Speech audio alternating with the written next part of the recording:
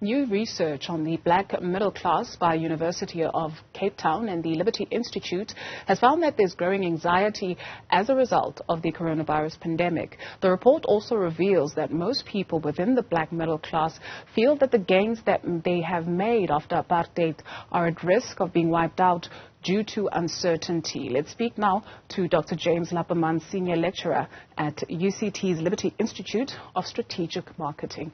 Thank you very much for availing yourself this afternoon, James. How was the research conducted? Well, first of all, I would like to encourage the listeners not to believe everything you read in the news. Certainly our report was a little bit more nuanced than maybe you read in the newspapers.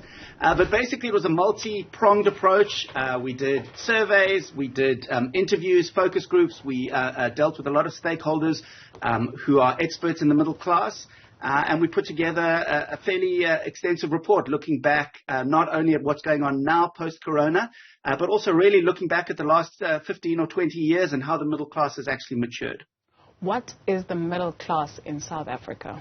Or who is the middle class in South Africa? That is the real question. Well, look, one of the big challenges when looking at the middle class is definitions. You go and read an article and it'll say the middle class is in a lot of trouble.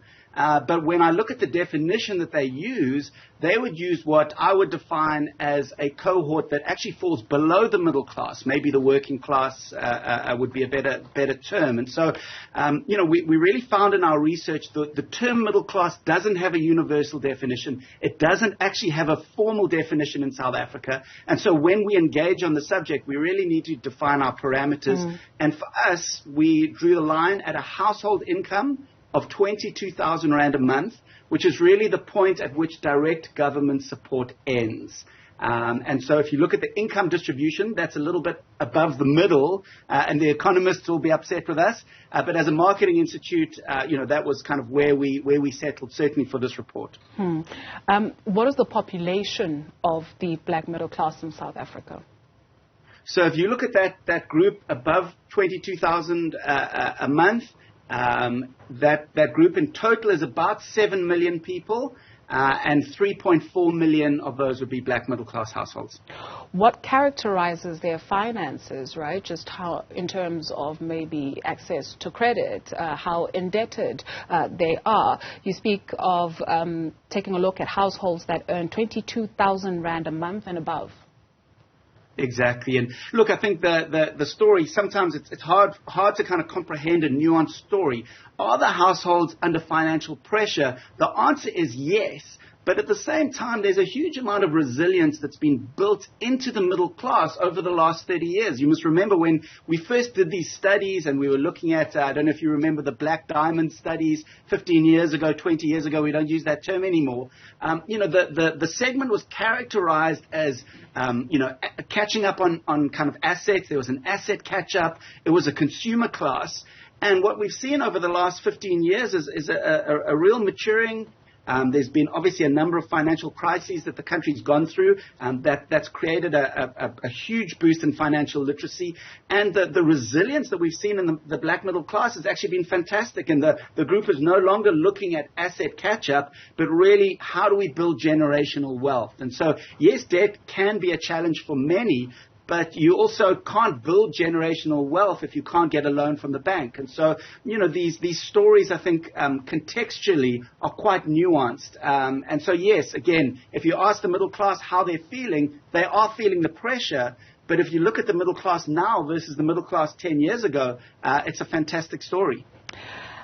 Let's maybe get into what some of the respondents have had to tell you. So one of the respondents says, about the COVID-19 pandemic, it's giving them anxiety, and they were afraid of losing their job. And that is because they were afraid that they were going to go back into a situation that was financially not desirable, that they found themselves in before they got a job.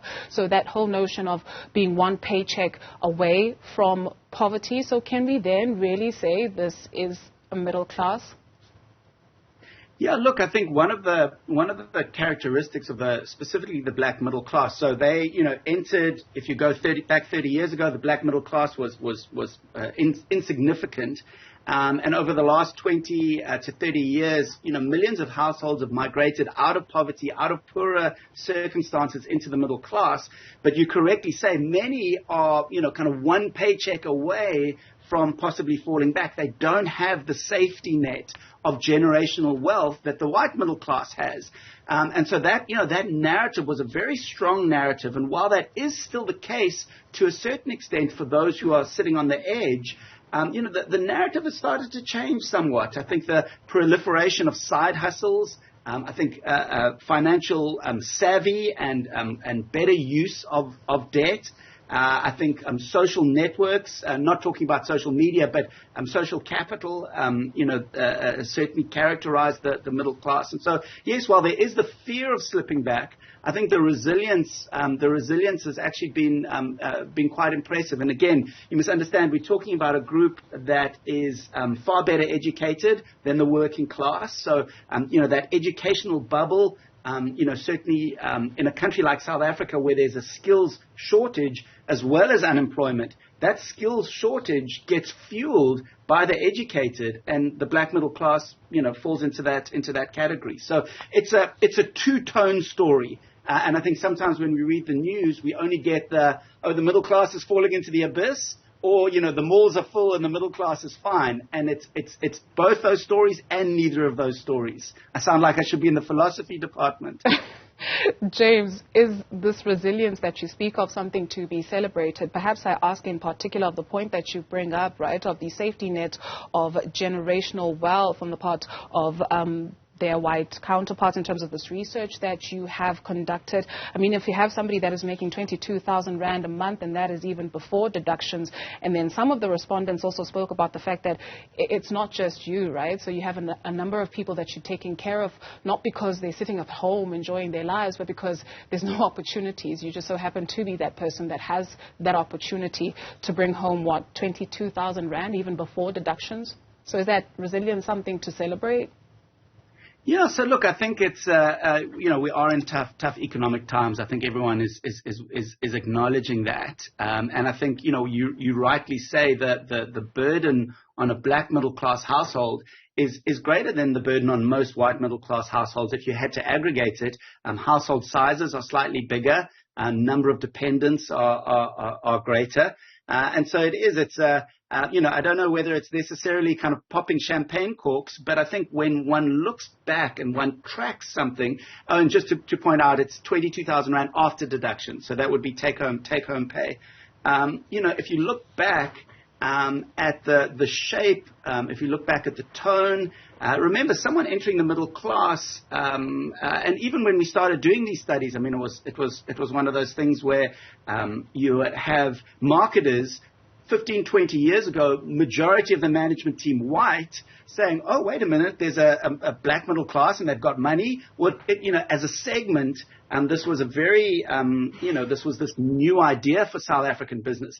Now we're very familiar with it, and that the narrative has changed where instead of it being a catch-up to where the white middle class was, there's a sense of, wait a minute, we're owning our own narrative here, and the country has taken a big shift. So, yeah, do I think we should be celebrating? Everyone can decide that for themselves, but I think we need to be able to take the good with the bad. And 48% of those surveyed said they usually run out of money before the end of the month, and 10% of that and that 10% said rather that they have over 100,000 Rand in savings to cover unforeseen emergencies, so no safety net, right? So maybe when we take a look at why this kind of research is done, you also point out in the research that this 3.4 million people that constitute the black middle class have a spending power of 400 billion Rand a year. Why does that matter? So I think one of the constituencies we work with are businesses and marketers, right? And so, yes, we can hear about, the shifting sides of the middle class, the pressure that they're under. But we find for many businesses, and marketers in particular, they're like, listen, we understand there's pressure, but we still have a target market to serve, and we still have a business to grow, an economy to drive, and you know, getting an appreciation for not just the challenges economically that the middle class is facing, but really trying to understand what's going on at a heart level, at a family level, psychographically. There's a lot going on with that, and we felt that, you know, there was a need to try and shed some light on some of those subjects. Thank you very much for availing yourself this afternoon, James. Fascinating conversation.